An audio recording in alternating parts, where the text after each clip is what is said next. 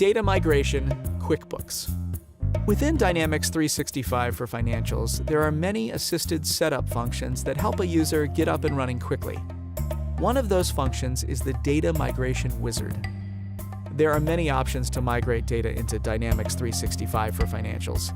We will look at the migration from QuickBooks. Launch Dynamics 365 and log into your company or My Company. If you are logged into Cronus, choose the gear icon and select My Settings. Change the company to My Company. If you get prompted to log out, choose to log out and then log back in. Within the Role Center, there is an assisted setup section that has a list of items you can get help with in Dynamics 365.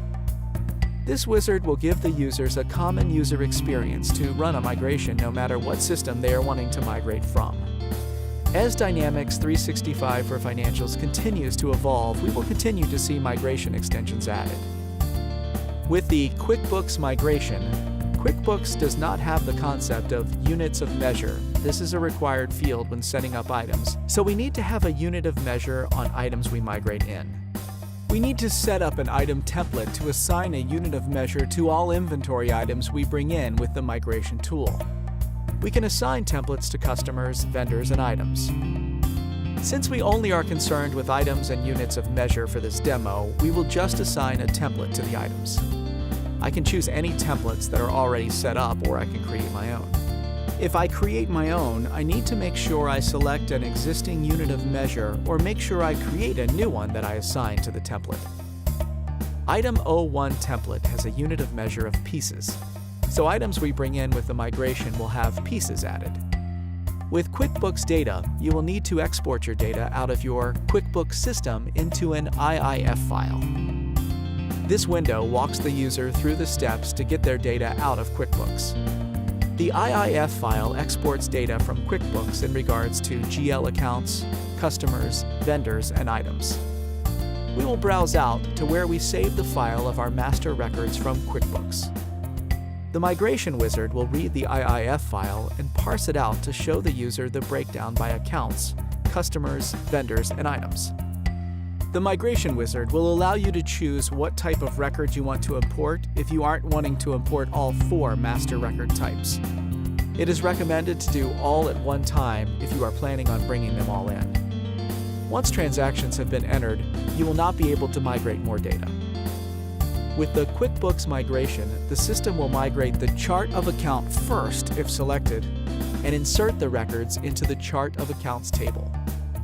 After the chart of accounts have been inserted, the wizard walks the user through setting up their posting groups. This information is important as this tells Dynamics 365 what accounts to post to when transactions are entered. We need to set up our default sales, purchasing, and inventory accounts. Not all of these accounts are required, but the more types of transactions you do, the more you will want to populate. In our case, we don't enter credit memos or use discounts, so we will leave those accounts blank. We will enter some of the accounts for our setup. If you know the accounts, you can type them in.